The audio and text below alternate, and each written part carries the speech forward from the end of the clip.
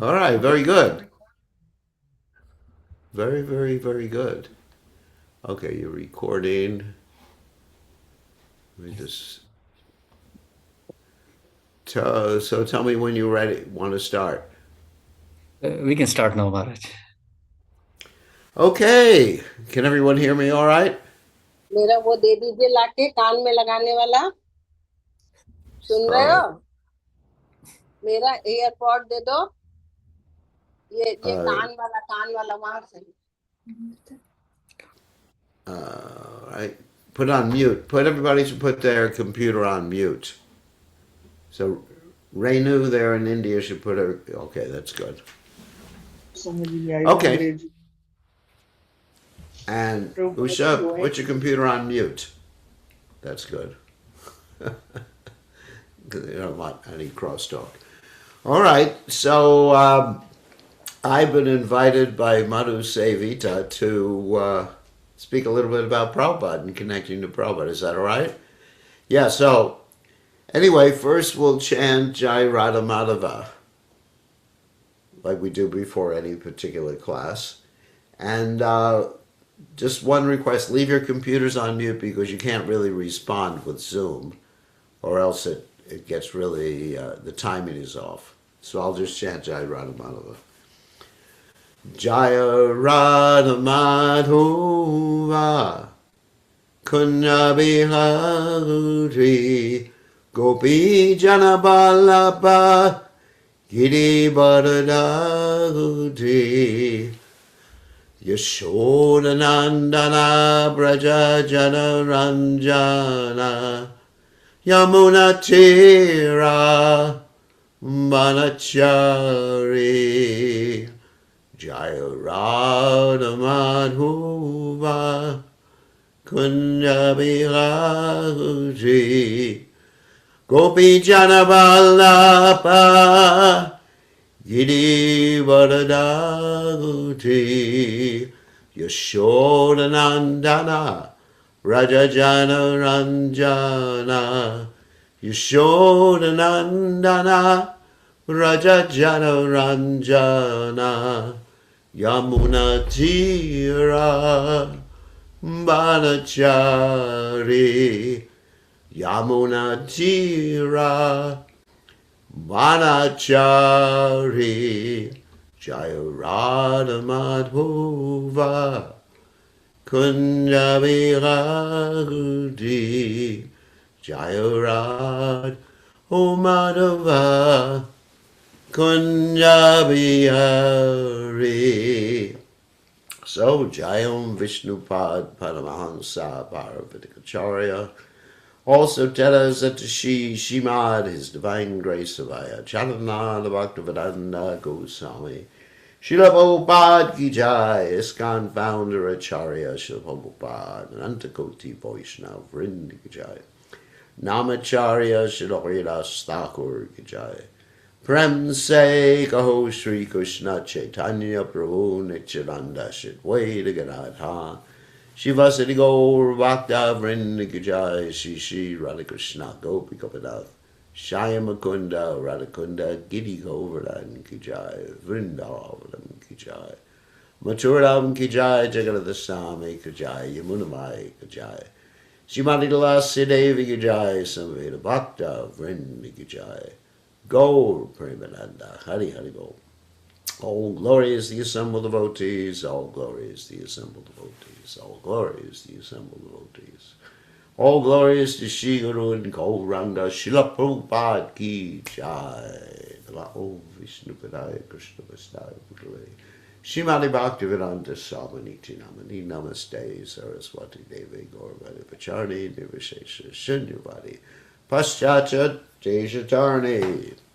Srila Prabhupada Ki Jai. So, all right, so then we'll start, I guess, a discussion or whatever. It's nice to see people from all over the world, Finland and India. So, does everybody know who I am, Madhu Sevita?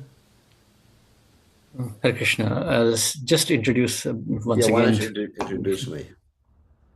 Yes. So His Holiness Bir Krishna Goswami Maharaj is a very senior disciple of Srila Prabhupada.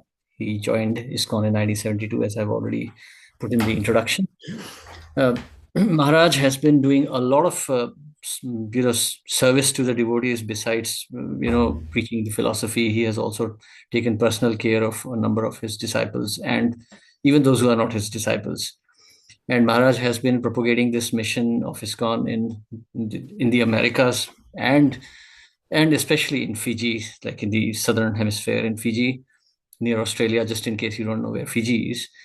And Maharaj is also one of our like guardian sannyasis of our Helsinki Yatra.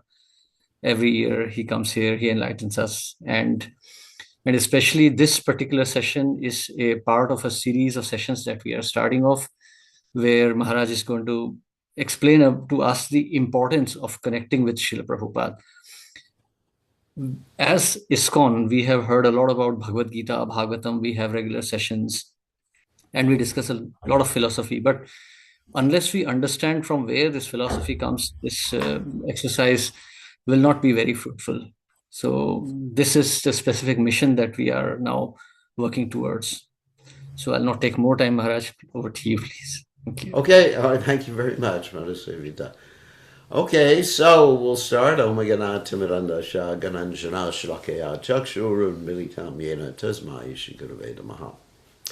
Now, it's important to understand the Vedic literatures first in understanding Srila Prabhupada.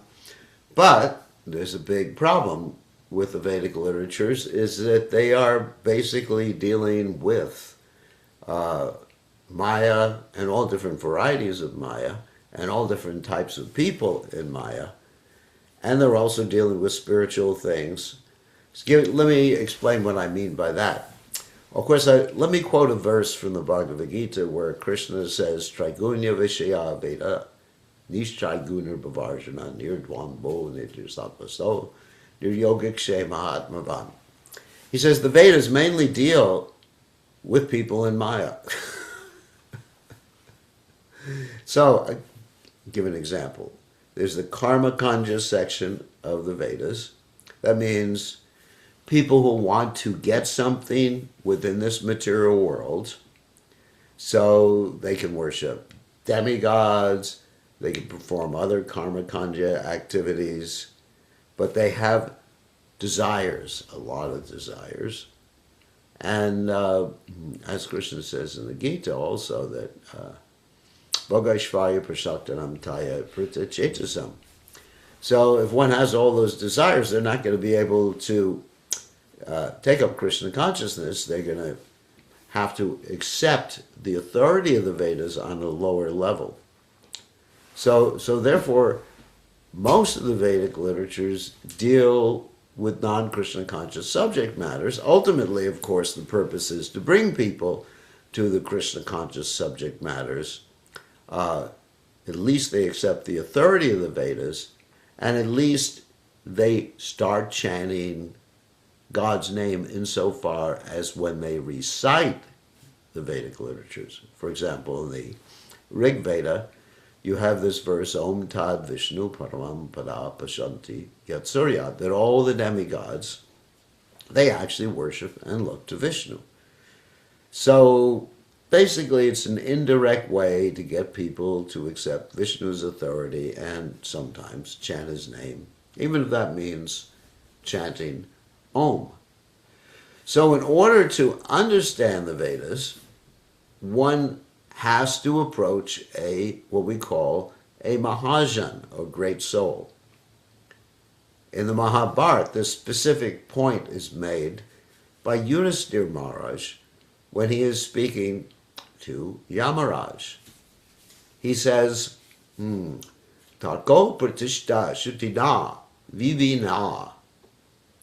He said that you cannot understand the truth, the absolute truth, or the method of reaching the absolute truth by argumentation or by studying the Vedas.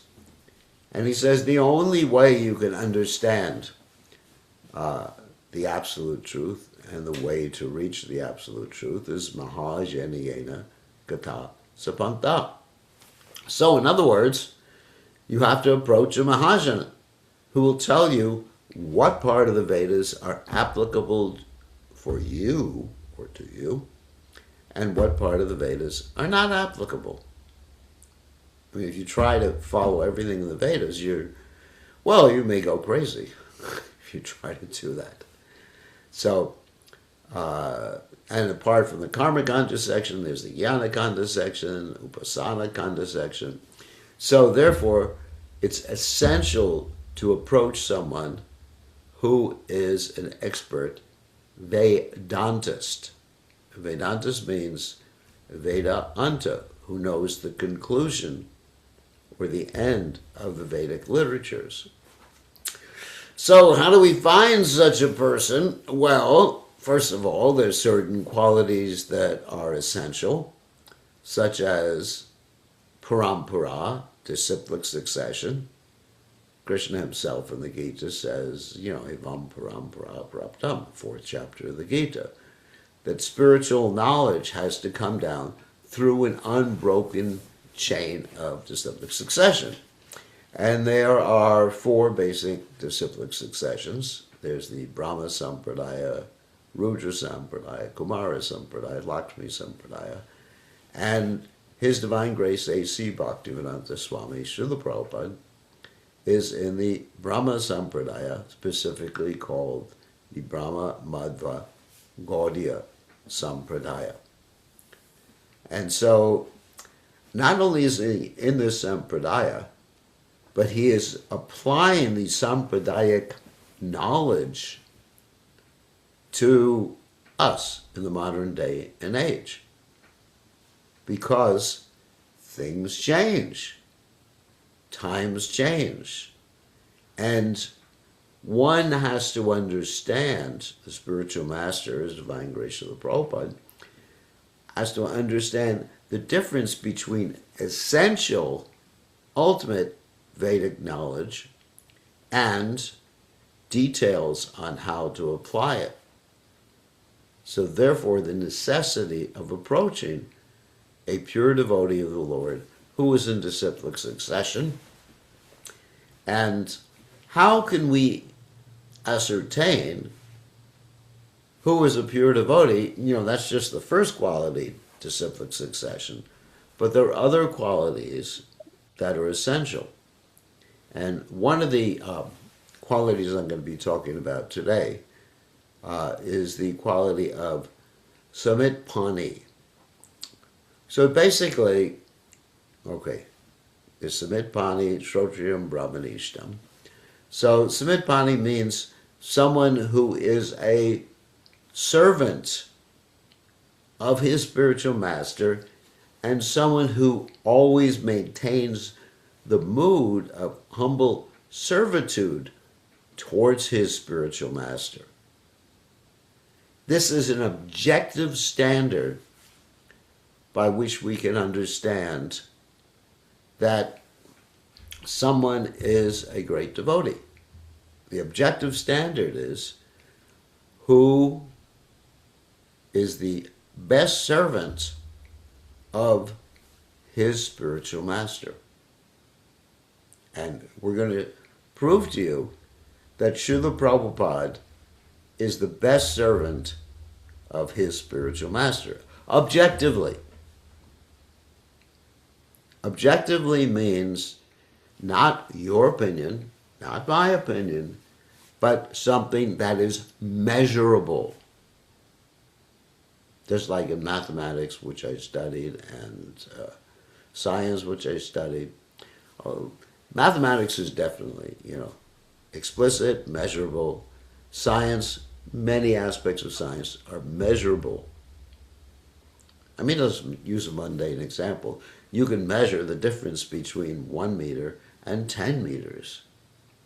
Very easy to see. It's not my opinion or your opinion. So, why do we say that Prabhupada, His Divine Grace, Srila Prabhupada, fulfilled that particular requirement of being the best servant of his spiritual master. So let's talk a little bit about Prabhupada's history or biography. Not so much well, I guess we can talk about his biography before he came to America. When Prabhupada was a young man, first of all, he was engaged in nationalist activities because India had not yet won independence from the British. But then in 1922, Srila Prabhupada was taken to see Srila Bhaktivedanta Saraswati Thakur, and Srila Bhaktivedanta Saraswati Thakur was not known to Srila Prabhupada at that time. And Prabhupada, at the behest, that is the urging of his friend, he went to see Bhaktivedanta Saraswati Thakur. In fact, he was actually forced there because Prabhupada generally didn't want to meet different, quote, sadhus. The reason for that was because Prabhupada has seen a lot of sadhus who were not actually acting like sadhus. And that's the way things are in India to a large extent. So after Prabhupada walked in to see his guru, and this was in Calcutta, his guru looked at him and said, "You are a young man," referring to Prabhupada and his friend, "you should preach the cult of Krishna consciousness in the Western countries through the English language." So upon getting that order from the person who he recognized as his guru, immediately, this is the transcendental arrangement of Krishna, he took that instruction as his very life and soul. So his whole life, after that point, was 100% dedicated to serving his spiritual master. Even though Prabhupada was a married householder and he had a family and business responsibilities, but his whole attempt through his business was to raise money, be responsible with his family, but to raise money so he could print books in English and distribute Krishna consciousness in the Western world and have enough money to do that. Now, Srila Prabhupada had to deal with many, many setbacks in that regard. For example, his businesses failed.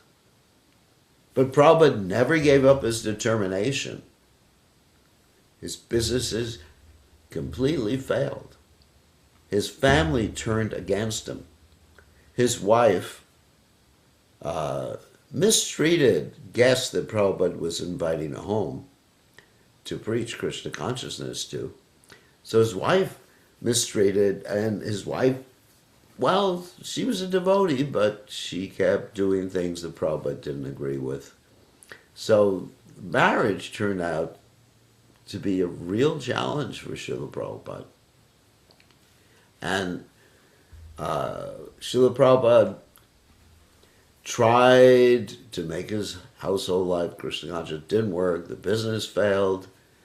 Then Prabhupada went and took vanaprastha, and he struggled for so many years trying to print books, which he ultimately did, with practically no money, just looking for sponsors, traveling all over India, trying to get sponsors for printing his books.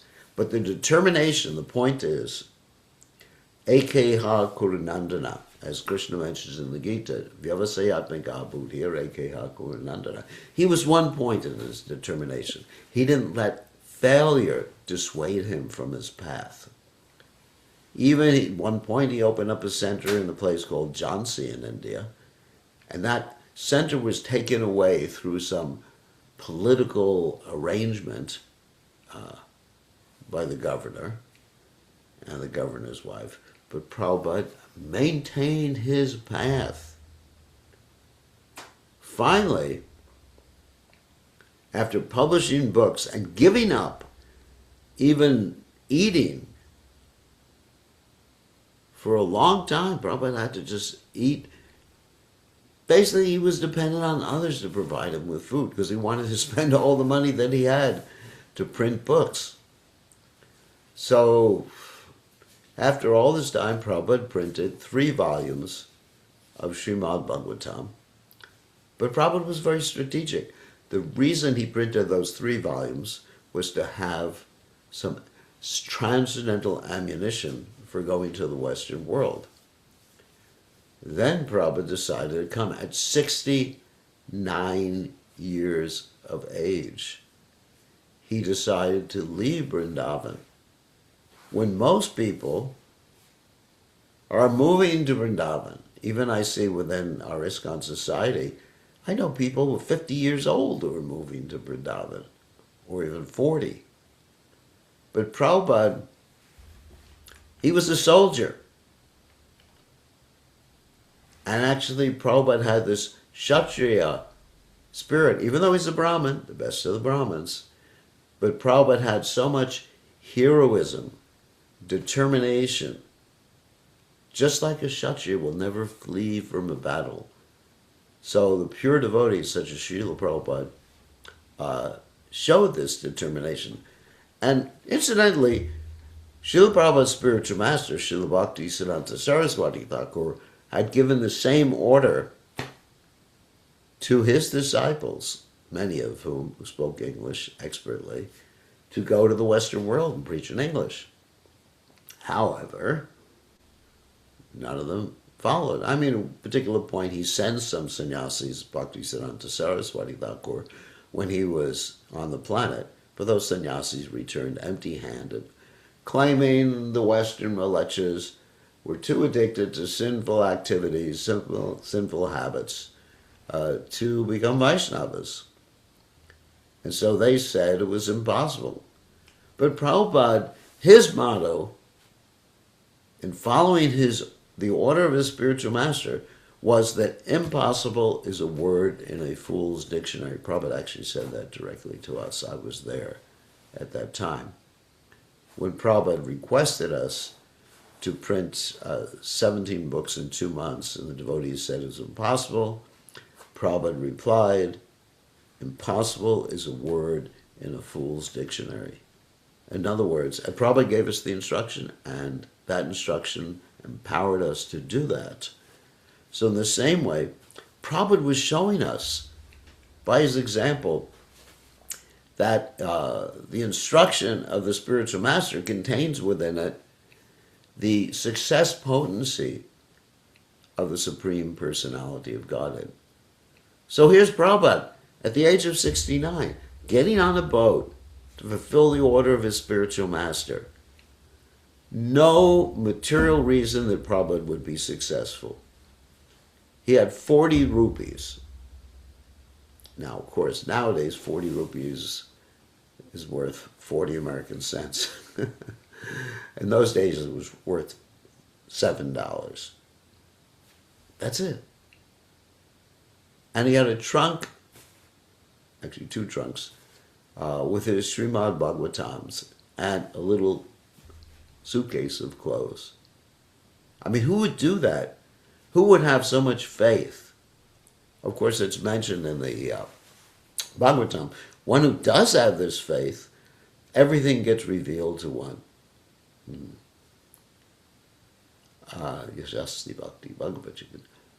Anyway, so everything gets revealed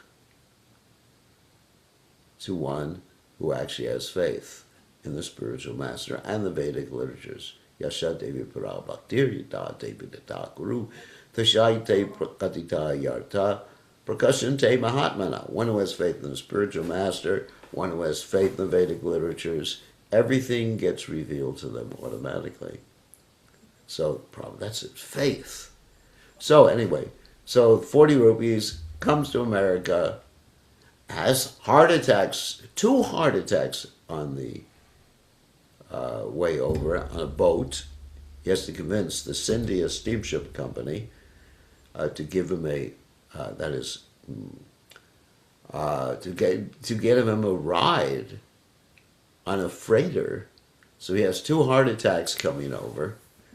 And, most people, you get 1 heart attack, you're out of commission for a long time. Prabhupada had more heart attacks later on, even after he started preaching. But on the boat, he had 2 heart attacks. And still, he got off that boat and started preaching as soon as he got off that boat. Completely dedicated to his. He goes to Butler, Pennsylvania. So, of course, after he had the heart attacks on the boat, I should mention this, he had a dream in which Krishna in his various incarnations were rowing the boat. Krishna was rowing the boat, but his various incarnations, that's plural, rowing the boat and assuring him of safety. So much dedication to his spiritual message. And when he gets to Boston Harbor, he writes this poem showing his absolute dependence on Krishna. As we know, Lord Chaitanya taught us about the principles of surrender. He has 6 principles. Accept everything favorable, reject everything unfavorable to Krishna's service. So I'm showing how Prabhupada did that. Understand Krishna is always taking care of you and maintaining you. Those are 2 more. Being meek and humble and having no separate interest other than the interest of the Lord. So Srila Prabhupada wrote something like, "My dear Krishna, I do not know why you have brought me here. Now you can do whatever you like. You can make me dance. I have no devotion." And here's someone who's overflowing with devotion. "I don't have knowledge, but I have faith in the holy name of Krishna." Wow. And in the order of his spiritual master. Prabhupada actually wrote that. I guess I paraphrased it. So then Prabhupada starts in New York. So much determination. Hostility, cold, hunger. And remember, Prabhupada had just a doties. And he's in New York. He's never saw snow before. He thought it was just someone had painted New York white when it snowed. That people stole from him. He had to live with a mad roommate. And probably the lowest place in New York, and people, drunkards all around. And Srila Prabhupada just maintained his determination and never compromised. He brought to America something that was, basically went against what everybody's life was like. The 4 regulative principles: no meat, fish, or eggs, no intoxication, no illicit sex, and no gambling. And he never adjusted or changed the philosophy. In fact, he named his society the International Society for Krishna Consciousness, even though some of his followers wanted it called the International Society for Spiritual Consciousness or God Consciousness. They wanted to be generic. But Prabhupada was always Krishna, Krishna, Krishna. Very determined. And, later on he had to deal with disciples who were not exactly submissive. He had to deal with more health problems. But always that extreme determination, just fixed on that one point, to please Krishna, please Guru, to remain humble, to depend on Krishna. Someone who exhibits these 6 qualities, which I mentioned, Lord Chaitanya's surrendering principles, I'll mention them again. No, to reject everything unfavorable, to accept everything favorable to Krishna's service, to understand Krishna's maintaining one, to understand Krishna's protecting one, to be meek and humble, and to have no separate interests other than the interest of the Lord. So Prabhupada exhibited these 6 qualities to the highest degree, which meant that he's the greatest devotee of the Lord. It's you cannot find anyone like Prabhupada, at least in the modern day and age. Of course, Prabhupada's spiritual master. So even at the very end of his pastimes, when Prabhupada was getting ready to leave the planet, first of all, he decided to go to the Western world to try to preach more, and they got sicker. And he came back to Vrindavan. And being in Vrindavan, he was continuing to translate his books. Even while he was lying in bed, he was basically skin and bones. Any ordinary personality would be writhing in pain, screaming in pain, but probably just like fixed one point, one determination, 1 point determination. So Prabhupada, by the time Prabhupada left the planet, there were like 108 centers or temples, and Prabhupada was determined to continue publishing the books. And even at the end, he said, I want the benediction to go on fighting for Krishna, just like Arjuna. Now, what was impelling Prabhupada to fight? Not fight in the sense that we normally think of fighting, but just the desire to please his spiritual master and the overwhelming compassion he had. Prabhupada had so much compassion. It was, unlimited compassion. In fact, in my own experience, so I can share a little bit of my own recollection, Srila Prabhupada came to where I was staying in Gainesville, Florida. And previously, I had started practicing Krishna consciousness. Why? Because I heard Prabhupada chanting one time on the radio, which I recorded.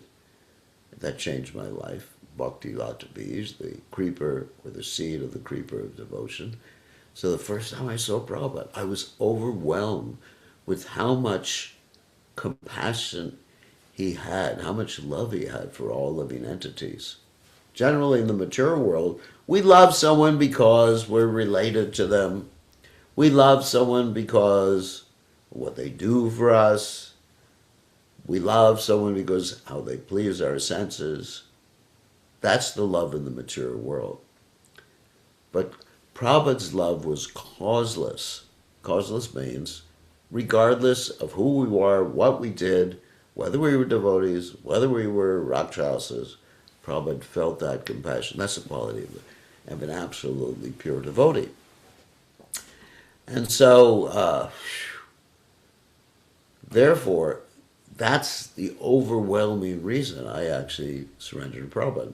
I surrendered immediately to Prabhupada as soon as I came in touch with him, because I could feel that compassion from His Divine Grace, Srila Prabhupada.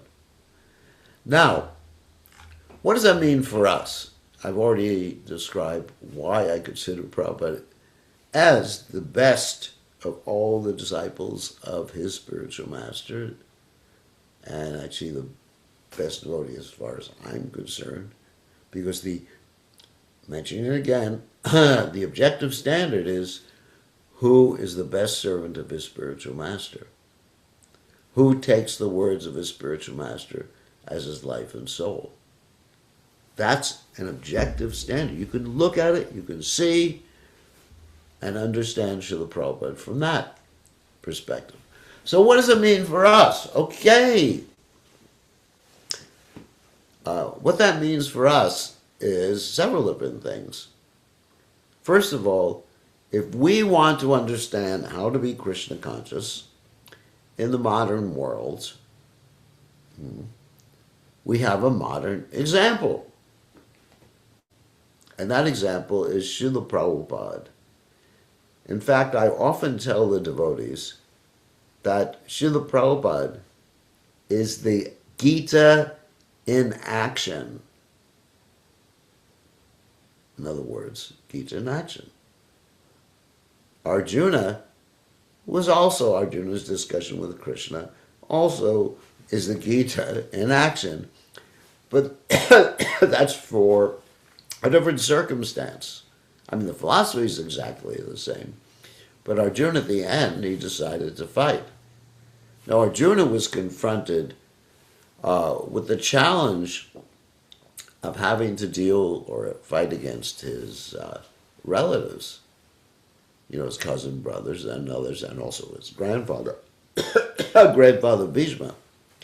So that's a pretty big challenge. So, and Arjuna overcame that challenge and was successful. And Srila Prabhupada, he shows us the conclusion of the Gita, overcoming challenges, never thinking something is impossible, and taking the words of his spiritual master as his life. And so as Arjuna took the words of his spiritual master, in the context of the Gita, the spiritual master of Arjuna was Krishna. So Srila Prabhupada is the Gita in action for us. What we should do, how we should act. And also Srila Prabhupada, because of that, is able to give us information about Sambandha, Abhideya, and Prayojana according to our modern situation. What is Sambandha? Who is Krishna? What are Krishna's incarnations, expansions? What is the material energy? What is the jiva soul? What is time? What is karma? Etc. Basic information is called Sambandha. Abhideya means how to practice Krishna consciousness in the modern world.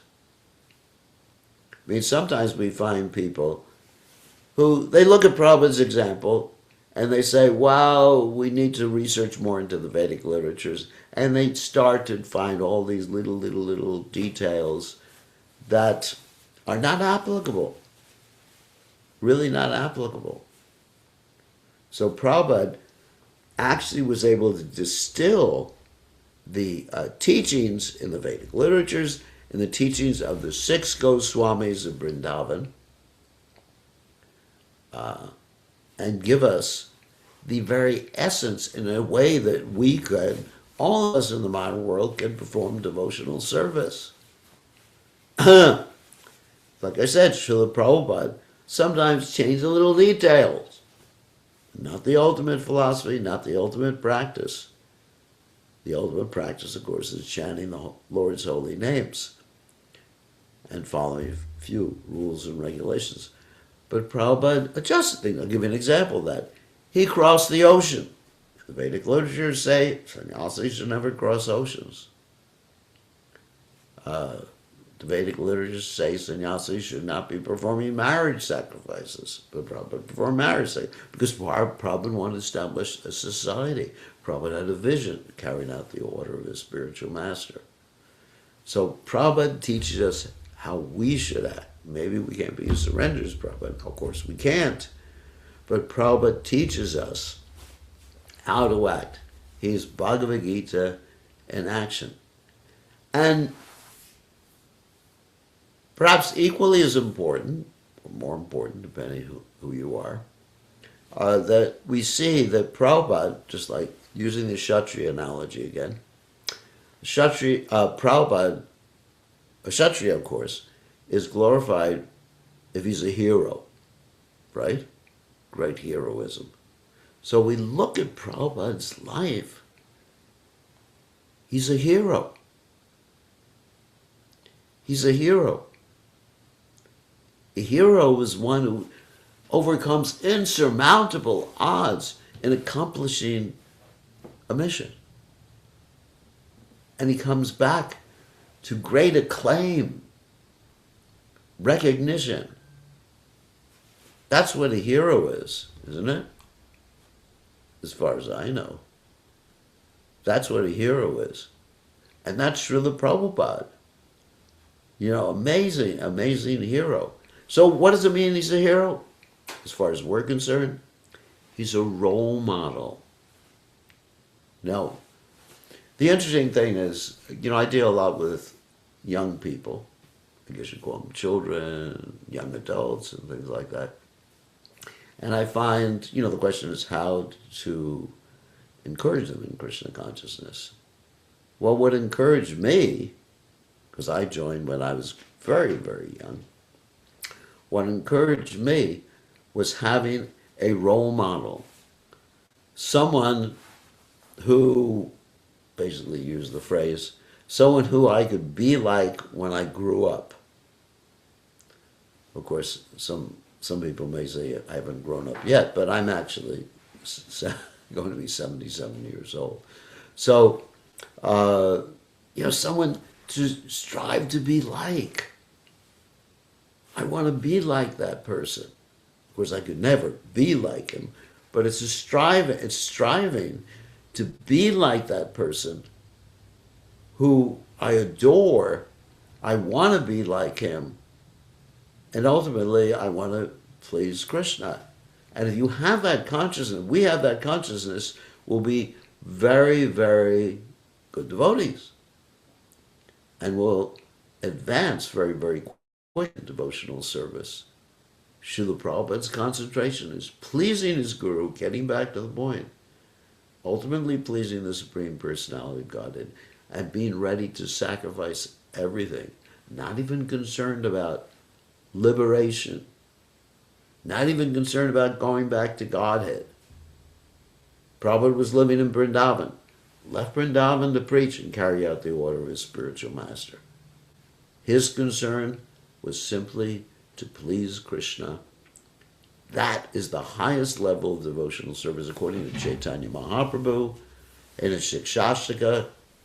Krishna, you may crush me by your embrace, leave me brokenhearted by not being present before me.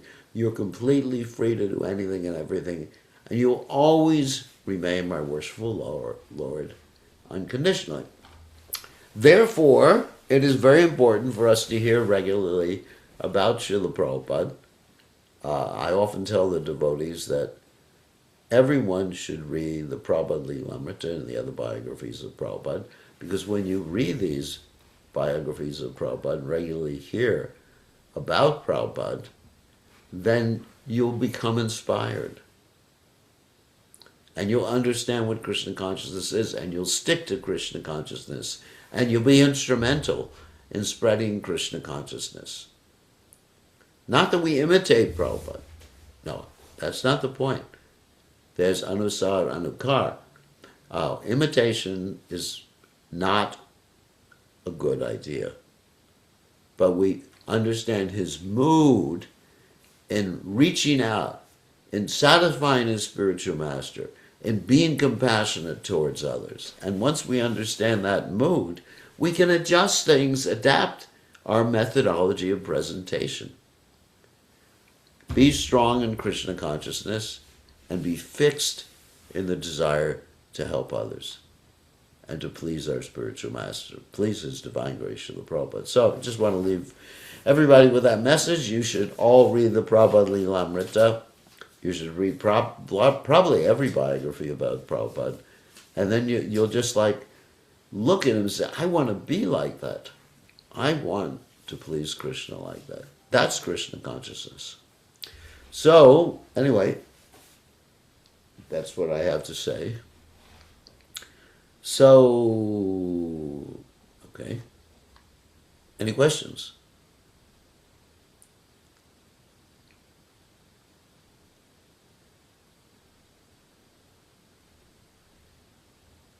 Manase Vita, any points, questions? Krishna. Yes, there is Anandaram Prabhu is asking something. Where's that? Is that in the chat window? I don't see it. Yeah, he's in the participants. Yes, Anandaram Prabhu, please. Hare Krishna Maharaj. Thank you for Hare Krishna. guiding us and inspiring us and increasing our love for Prabhupada more and more. So I have this question which always intrigues me, like you and your god brothers, all our role models, and you all have so much love and gratitude for Srila Prabhupada, and he always advise us to follow the instructions of Srila Prabhupada. today's highlight of the lecture also, what I understanding was how Prabhupada was very, very keen on following the instructions of his spiritual master and wanted to serve spiritual master. So what Yeah. will be the message for us who are disciples and aspiring disciples of Srila Prabhupada? How do we go? Okay. So we're all connected to Prabhupada as the ultimate focus of our service because it's Prabhupada's movement. The bona fide spiritual master connects everyone to the Acharya. Now, the Acharya can mean two things. There's Acharya with a little a, which means good example. Achar, Achar and Prachar. But Prabhupada is actually like founder Acharya. Prabhupada stressed that very much, that he's the founder Acharya. So the success of a spiritual master in this movement is how we can connect people to Prabhupada's mission. And then another point that really the Prabhupada stressed was that Prabhupada said that our love for him would be determined by how much we cooperate with each other. Now, cooperate means that we understand, and I'm elaborating on this, that we are all part of Prabhupada's family, and not to have any sort of sectarian discrimination between the devotees based upon, let's say, who they were initiated by. Obviously, you're all initiated by different personalities. So, but to understand that we're all brothers, ultimately, under Prabhupada. We have our guru who initiated us, but we're all part of one family, a village, a global village. For example, when I travel around the world, wherever I go, I feel like I'm visiting family members. Many of you, of course, have children, grandchildren, and you spend a lot of time, you travel here, I want to see my grandchildren. You probably have grandchildren, right? Yeah. You have gray hair, so you probably have grandchildren. But you always look forward to visiting your grandchildren, right? Oh, you want to pick them up. I don't know how old they are. But the point is that when one develops this connection with Prabhupada, every day is like a family reunion. Regardless of who is initiated, that's secondary as far as, relating. And so we don't want to have sectarianism within our society, which will divide us. We should all understand that we're all working under Srila Prabhupada, who is our boss. And, the spiritual master is connecting us in that way. Prabhupada. So avoid sectarianism. Guru sectarianism or national sectarianism or, even like someone from one part of India or another part of India. Sometimes you see that. I've been to some temples where the temple is all people from, in America. I'm in America, obviously. So there's some temples that everybody in the temple is from Gujarat, or another temple, everybody in the temple is there from South India, from Tamil Nadu. But we're all part of one family. Every temple, every community should be just mixed. Prabhupada wanted United Nations of the spiritual world. Prabhupada said, actually one time he said, if you have many different colors in a garland, that garland is more beautiful than one color in a garland, one color flower in a garland. So just try to understand our unity and work together and work under the guidance of our particular spiritual master who is connecting us with Prabhupada. The way I make decisions in my life, I try to do. Whenever I'm making a decision, I think, what would Prabhupada want? And we can all think like that too, and that'll connect us. What would Prabhupada want me to do in this particular circumstance? Anyway, and people have different opinions, and we respect other people's opinions. That's a family. The family stays together. Even if there's disagreements, the family always stays together. So we're one family. Everybody here on this internet conference, Zoom, you're all part of my family. You got 52 people because I'm the 53rd. That's good. Yeah, we're all family. We should try to see like that. And that would please Prabhupada very much. He said, your love for me will be tested by how you cooperate means you love each other. Not necessarily you agree on everything. Family members disagree. So, does that answer the question? Lord Maharaj, thank you so much. Okay, thank you. Thank you, Anandaram. So, anybody else have a question? So we have the Udaipur team with us. So if they have some question, they can please unmute and ask.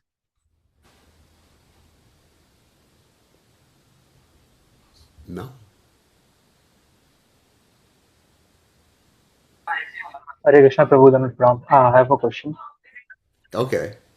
Yeah, so thank you so much, first of all, for highlighting us, giving us the insight about Prabhupada's life.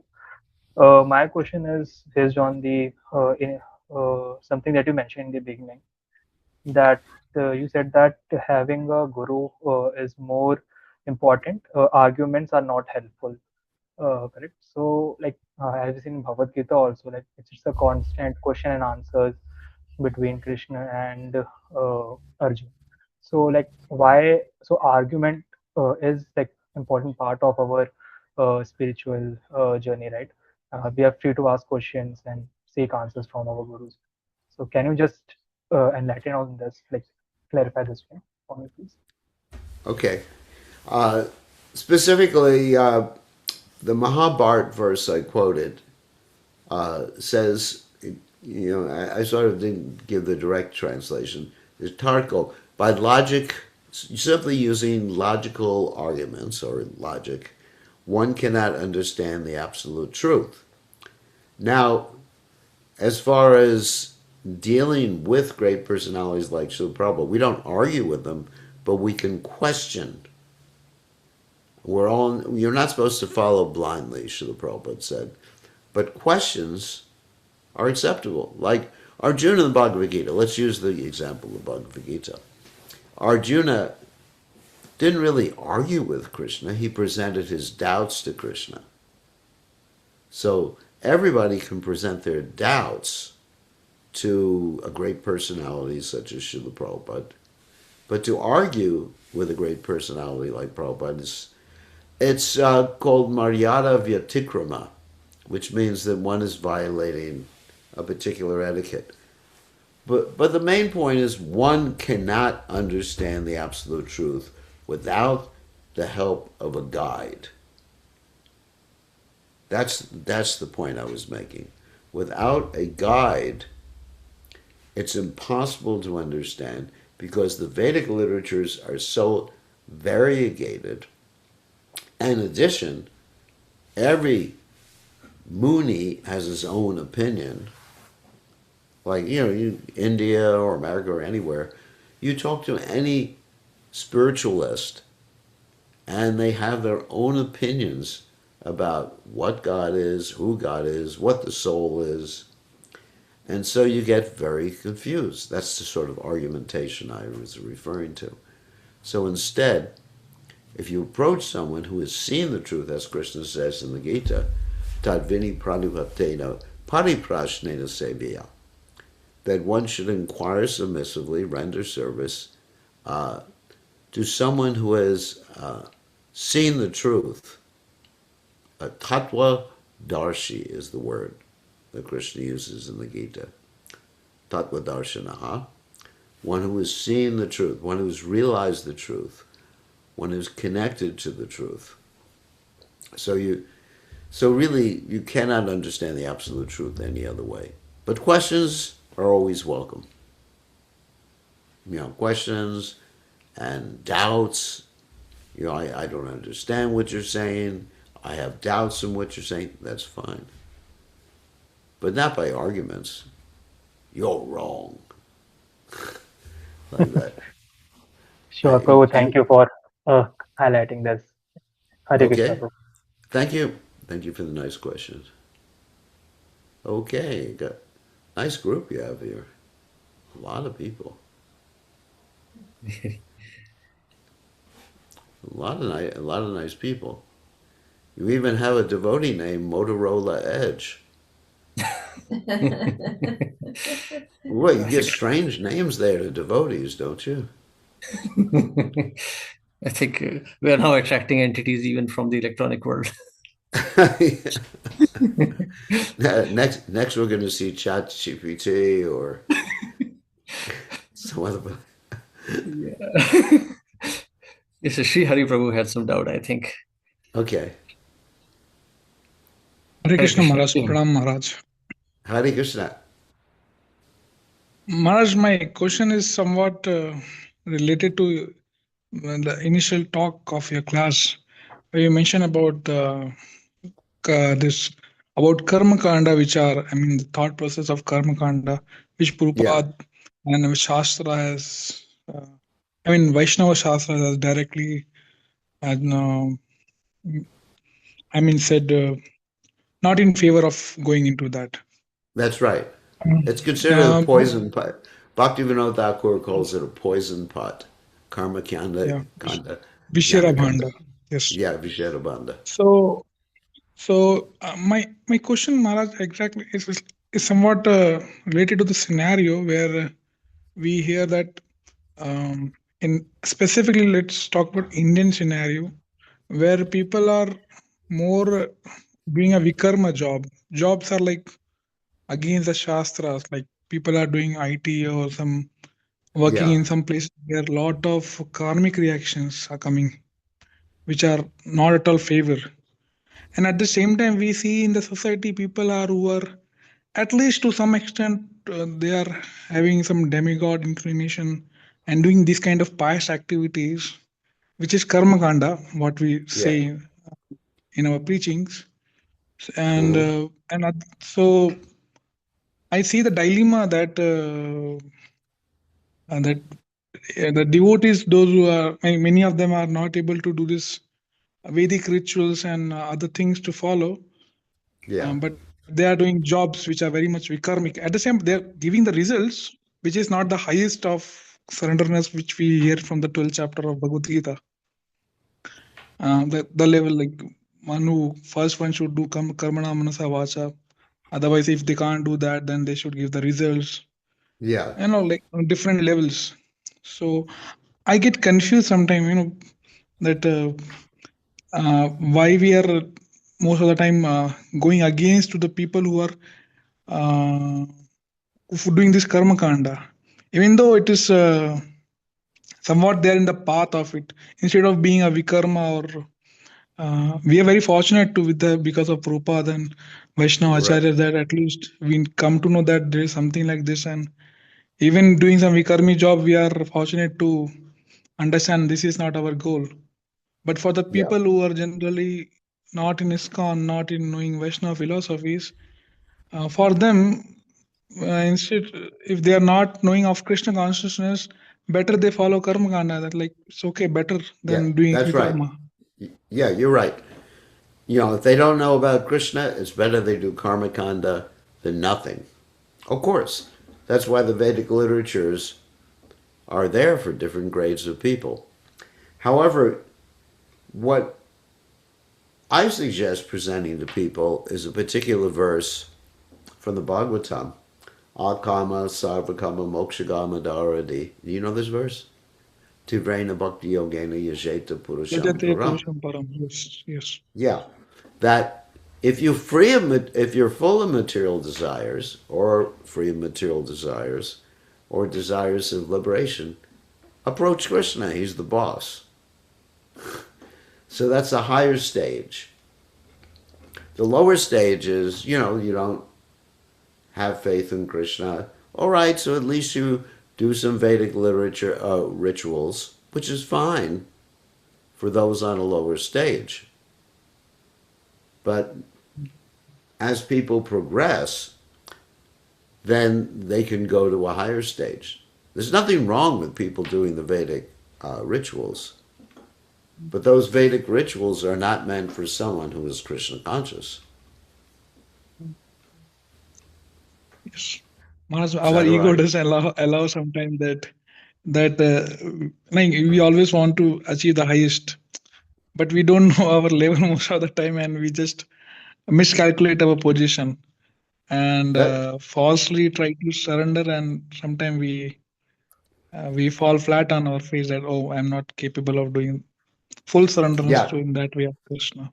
Yeah, that's actually a good point. Many devotees even are not introspective enough or honest with themselves as far as the level that they can follow. But if someone is convinced that Krishna is God and Prabhupada is his servant, there's no reason to do karma kanya activities. You can approach directly Krishna. Yes, yes, I yes, mean, correct. I'm not finding fault with someone who has material desires. That's fine. Mm-hmm. Well, fine. In one sense. That's funny. That's fine. But let them approach Krishna. And then they'll get those desires fulfilled in such a way that the desires will not, or the fulfillment of the desires will not interfere with their spiritual progress.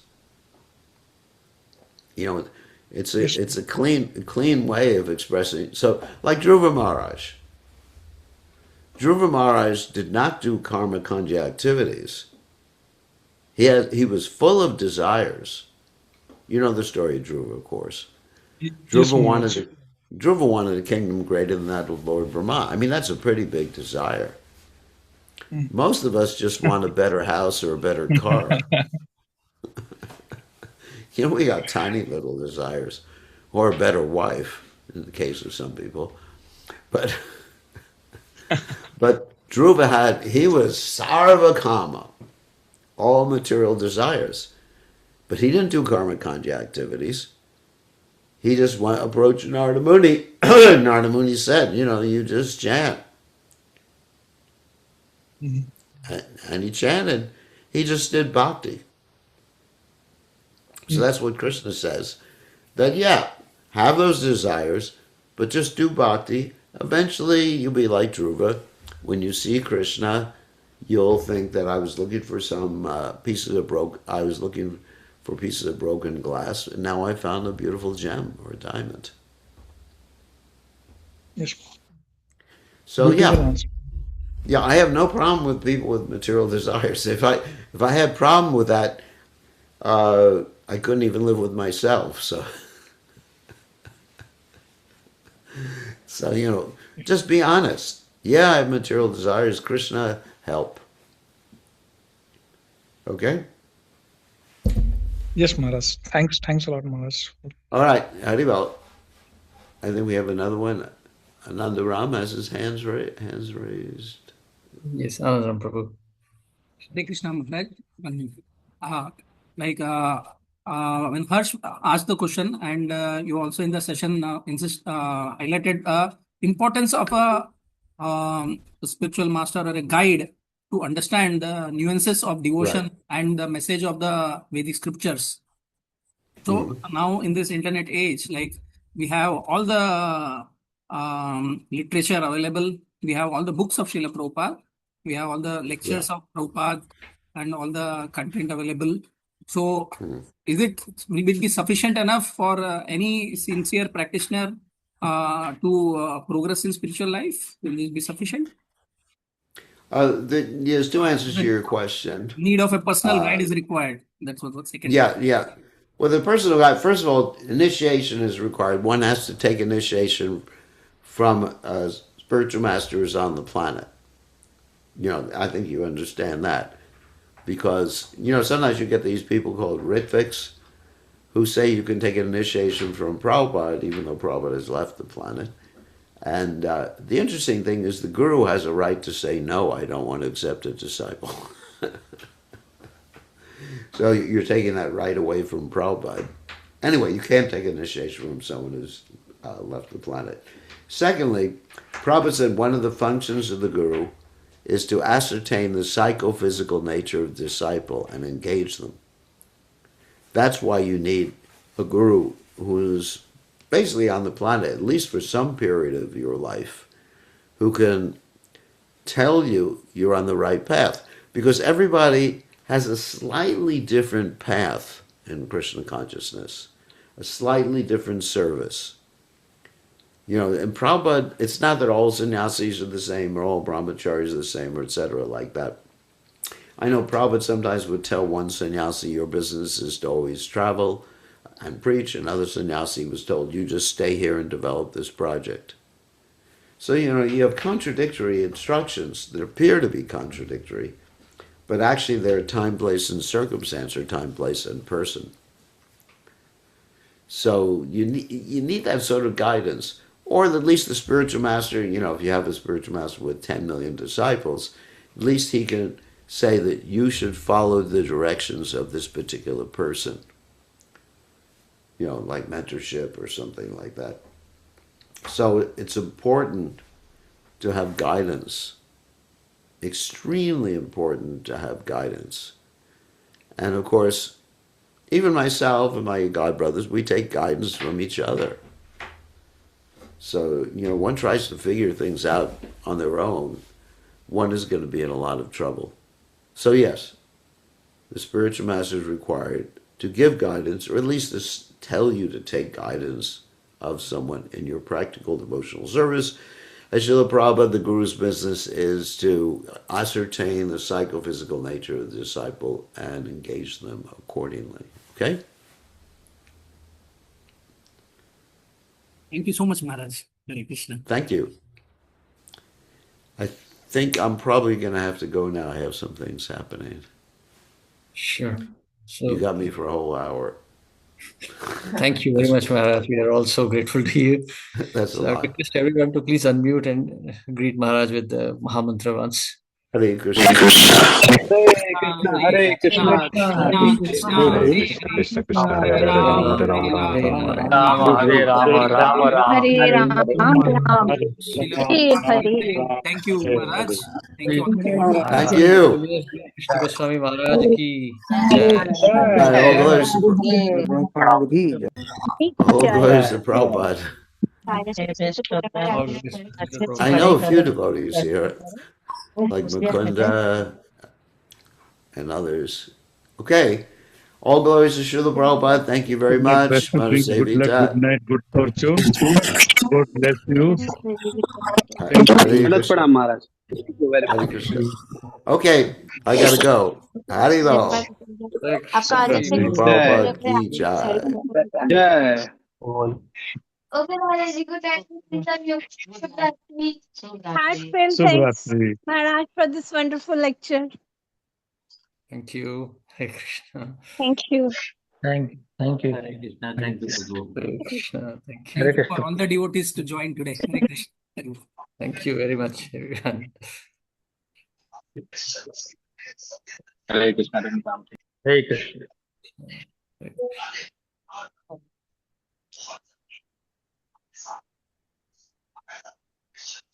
प्रभु करो